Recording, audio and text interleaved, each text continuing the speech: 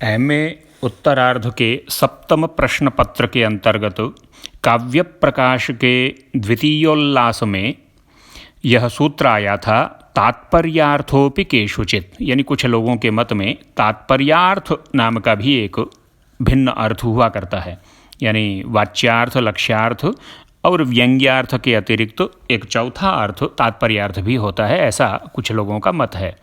इस सूत्र की नीचे संस्कृत वृत्ति आचार्य मम्मट द्वारा जो विरचित है वह है, आकांक्षा योग्यता सन्निधिवशाद वक्ष्यमाण स्वरूपाणां पदार्थानां समन्वये तात्पर्यार्थो विशेष वपुरपदार्थोपि वाक्यार्थः समुल्लसतीत्यभिहितान्वयवादिनां मतम्। और वाच्य एव वाक्यार्थ इत्यन्विताभिधानवादिनः। इस वृत्ति को पिछली कक्षा में हम लोगों ने समझ लिया था और इस वृत्ति को समझते हुए यह विषय आया था कि तात्पर्यार्थ जो कुछ लोग मानते हैं वो कुछ लोग कौन हैं, तो कहा वो अभिहितान्वयवादी हैं। विद्वानों का, काव्यशास्त्र के आचार्यों का या काव्यशास्त्र के विज्ञों का एक ऐसा सिद्धांत है जो यह मानता है कि तात्पर्यार्थ नाम का एक अलग अर्थ होता है और उस तात्पर्यार्थ को प्रकट करने के लिए एक अलग वृत्ति शब्द में रहा करती है, जिसको कि तात्पर्यावृत्ति उन्होंने कहा। तो यह जो सिद्धांत है, इस सिद्धांत को नाम दिया गया अभिहितान्वयवाद। अभिहितान्वयवाद और अन्विताभिधानवाद, ये दो मत, ये दो वाद, ये दो सिद्धांत यहाँ विवेच्य हैं। इनमें से अभिहितान्वयवाद के संबंध में इस वृत्ति के पूर्वार्ध में कहा गया है और इस वृत्ति का जो उत्तरार्ध का अंत में संक्षिप्त वाक्य है, वाच्य एव वाक्यार्थः इति अन्विताभिधानवादिना, यह वाक्य अन्विताभिधानवाद को स्पष्ट करता है। तो अभिहितान्वयवाद से संबंधित यह जो वाक्य है इसे हमने समझा था और इसमें जो अभिहितान्वयवाद की चर्चा हुई थी उसे अब अंत में सार के रूप में एक बार पुनः समझने का प्रयास करते हैं। अधिकांश आचार्य इस बात पर सहमत हैं कि अभिहितान्वयवादी जो हैं, अभिहितान्वयवाद को मानने वाले जो आचार्य हैं, जो विद्वान हैं, जो काव्यशास्त्रज्ञ हैं, वो कौन हैं, तो वो न्याय वैशेषिक के अनुयायी हैं कुछ तो, और बाकी मीमांसक हैं। और मीमांसकों में भी केवल एक धड़ा ऐसा है विद्वानों का जो कि अभिहितान्वयवादी है, और वो कौन है, वो हैं कुमारिल भट्ट नाम के जो मीमांसक थे, प्रसिद्ध मीमांसक हुए हैं कुमारिल भट्ट। उन कुमारिल भट्ट के जो भी अनुयायी मीमांसक हैं वो मीमांसा के आचार्य अभिहितान्वयवाद को मानते हैं। वस्तुतः इस अभिहितान्वयवाद के समर्थकों में कुमारिल भट्ट के अनुयायी ही विशेष प्रसिद्ध हैं, इसलिए यह जो अभिहितान्वयवाद मत है ये कुमारिल भट्ट का ही मत या उनके अनुयायियों का ही मत माना जाता है। कुमारिल भट्ट के अनुयायी आचार्यों का विचार है कि पदों में केवल पदार्थ बोधन की ही शक्ति होती है। पदों में जो शक्ति होती है वह केवल पदार्थ का ही, यानी पदों के अर्थ का ही बोध करवा सकती है। एक पद में जो शक्ति है वह उस पद के अर्थ का बोध करवा देगी, दूसरे पद में जो शक्ति है वह शक्ति माने अभिधा से तात्पर्य है। यहाँ जो एक पद की अभिधा शक्ति है वो उस पद के अर्थ का बोध करवा देगी, दूसरे पद की अभिधा शक्ति दूसरे पद के अर्थ का बोध करवा देगी, तीसरे पद की अभिधा शक्ति तीसरे पद का अर्थ बोध करवा देगी। यानी वाक्य में जो अनेक पद होते हैं उनमें से प्रत्येक पद की अभिधा शक्ति उस पद के पदार्थ का बोध करवा देगी और पदार्थ का बोध करवाने के पश्चात अभिधा शक्ति विरत हो जाएगी, आगे वह किसी और अर्थ का बोध नहीं करवा पाएगी। अब जब पदार्थों का बोध हो जाएगा तो पदार्थों का बोध हो जाने के पश्चात पदार्थों का अन्वय होगा, अर्थात पदार्थों का पारस्परिक संबंध प्रकट होगा और पदार्थों के उस पारस्परिक संबंध को प्रकट करने का सामर्थ्य पदों में नहीं होता है। पदों का सामर्थ्य तो पदार्थों को प्रकट करने में होता है, पदार्थों का अन्वय करने का, पदार्थों में परस्पर संबंध स्थापन का सामर्थ्य पदों में यानी शब्दों में नहीं होता है। यह जो पदार्थों का अन्वय है या पदार्थों का संसर्ग रूप जो अर्थ है, यह तो तात्पर्यार्थ है। और यह तात्पर्यार्थ, पदों का जो संसर्ग होता है तो एक अर्थ प्रकट होता है, पदों का नहीं, पदार्थों का जब संसर्ग होता है तो पदार्थों का संसर्ग होने के बाद, पदार्थों का अन्वय होने के बाद, पदार्थों की परस्पर संगति या उनका संबंध स्थापित हो जाने के पश्चात एक अलग अर्थ प्रकट होता है। और यह जो अलग अर्थ है, यह अर्थ वाच्यार्थ नहीं होता है, ऐसा अभिहितान्वयवादी कहते हैं। क्योंकि अभिहितान्वयवादियों का कहना है कि वाच्यार्थ तो कौन हुआ? अभिधा शक्ति से जिसका बोध होता है, और प्रत्येक पद की अभिधा शक्ति से, वाक्य में जितने भी पद हैं उनमें से प्रत्येक पद की जो अभिधा शक्ति है तो वो तो उस पद के अर्थ का यानी पदार्थ का बोध करवा के विरत हो जाएगी। वाक्यार्थ का बोध वह नहीं करवा पाएगी। वाक्यार्थ तो क्या है? वाक्यार्थ तो पदार्थों का अन्वय हो जाने के पश्चात अन्वित पदार्थों से जो अर्थ भाषित होता है वह वाक्यार्थ है। और पदार्थों का यह अन्वय अभिधा से होता नहीं है। पदार्थों का अन्वय तो आकांक्षा आदि से होता है। आकांक्षा आदि से युक्त जो पद हैं, जो शब्द हैं, उनका संबंध स्थापित जब हो जाता है तब फिर एक अलग अर्थ भाषित होता है। और वह अलग अर्थ जो है वह पदों का अर्थ नहीं है, वह पदार्थ नहीं है, अपितु पदार्थों से पृथक है। हाँ, वह पदार्थों का संघात अवश्य है, लेकिन वह अलग अलग पदों का अर्थ मात्र नहीं है। और पदार्थों का समन्वय होने के पश्चात वह जो अर्थ भाषित होता है, वह जो टोटलिटी में पूरे वाक्य का अर्थ भाषित होता है, उसी को वाक्यार्थ कहते हैं। जिस प्रकार वाक्यार्थ को प्रकट करने के लिए अभिधा शक्ति मानी जाती है, किंतु इसी से लक्ष्यार्थ का भी बोध नहीं हो जाता है ना। अतः लक्ष्यार्थ को प्रकट करने के लिए लक्षणा नाम की द्वितीय वृत्ति की या शब्द शक्ति की कल्पना करनी पड़ती है।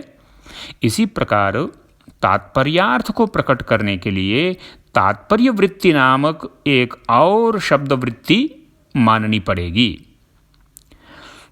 वस्तुतः वृत्ति के बिना अर्थबोध हो नहीं सकता है, इसमें कोई संशय नहीं है, इसमें कोई संदेह नहीं है, कोई दो राय नहीं है, कोई विप्रतिपत्ति नहीं है। वृत्ति से ही अर्थबोध होता है। वृत्ति यानी शब्द में रहने वाली शक्ति, तो वृत्ति के द्वारा ही अर्थबोध होता है। अतः वाक्य का अर्थ जो संसर्ग रूप है, जो अन्वय रूप है, उसको प्रकट करने के लिए तात्पर्य नामक वृत्ति स्वीकार करनी ही पड़ेगी। और वाच्यार्थ के समान ही तात्पर्यार्थ भी होता है, यह मानना पड़ेगा, ऐसा अभिहितान्वयवादी आचार्य कहते हैं। उदाहरण के लिए हम एक वाक्य लेते हैं, घटम करोति। यह वाक्य है, पूर्ण वाक्य है अपने आप में, क्योंकि इसमें घटम यह कर्म पद है और करोति यह क्रियापद है, और कर्तृपद यहाँ अंडरस्टूड है, सह घटम करोति या कुंभकारः घटम करोति, उसका अध्याहार कर लेंगे हम, तो पूरा वाक्य हो गया कुंभकारः घटम करोति, या केवल घटम करोति भी बोल दें आप। अब यह जो घटम करोति है, इसमें घट जो शब्द है, जो पद है, उस पद से घट रूप पदार्थ का बोध होता है। घट से एक ऐसे पदार्थ का बोध होता है जिस पदार्थ के भीतर जल रह सकता है, जो मिट्टी से बना है या किसी और पदार्थ से बना, वह घट शब्द का अर्थ है। घटम करोति में जो घट शब्द है, जो घट पद है, उस घट पद की अभिधा शक्ति ने एक अर्थ का, एक पदार्थ का बोध करवाया कि घड़ा। अब इस घट शब्द में अम प्रत्यय जुड़ा हुआ है, तभी तो घटम बना। अब यह जो अम प्रत्यय है, यह अम प्रत्यय किस पदार्थ का बोध करवाता है? अम प्रत्यय में रहने वाली जो अभिधा शक्ति है वह कर्मत्व का बोध करवा रही है। अम प्रत्यय कर्म में आया, ये जो द्वितीय विभक्ति का एक वचन है अम, घटम, यह अम कर्म का बोध करवा रहा है। कर्म में द्वितीय होती है, कर्मणि द्वितीय, आप जानते हैं। और घटम, घट अम, घटम करोति, यह जो घट और अम के पश्चात करोति यह पद है, क्रियापद है। यह करोति क्रियापद किस अर्थ का बोध करवा रहा है, किस पदार्थ का बोध करवा रहा है? तो करोति में जो अभिधा शक्ति है वह शक्ति करना या बनाना इस रूप में कृति का बोध, कृति अर्थ का, कृति पदार्थ का बोध करवा रही है। किंतु यह जो कर्मत्व है अम के द्वारा जो बोधित हो रहा है, अम पदार्थ के रूप में जो कर्मत्व बोधित हो रहा है, वह कर्मत्व घटवृत्ति है, अर्थात वह कर्मत्व घट में रह रहा है। यानी करना यह जो क्रिया है, इस क्रिया का कर्म कौन है? घट है। यह बात, यह आशय तो अभिधा के द्वारा प्रकट नहीं हो सकता है। अभिधा के द्वारा तो घट शब्द का अर्थ प्रकट हो जाएगा, अम प्रत्यय का अर्थ प्रकट हो जाएगा और करोति इस क्रिया का अर्थ प्रकट हो जाएगा। लेकिन पूरा तीनों पदार्थों से सम्मिलित एक जो अर्थ निकलेगा कि यहाँ करोति क्रिया का जो कर्म है वह कर्म घट है, यह अर्थ किससे प्रकट होगा? अभिधा शक्ति से तो नहीं हो सकता। यह तो वाक्यार्थ है, तो यह अभिधा शक्ति से कैसे प्रकट हो सकता है? अभिधा शक्ति तो केवल पदार्थों का बोध करवाती है।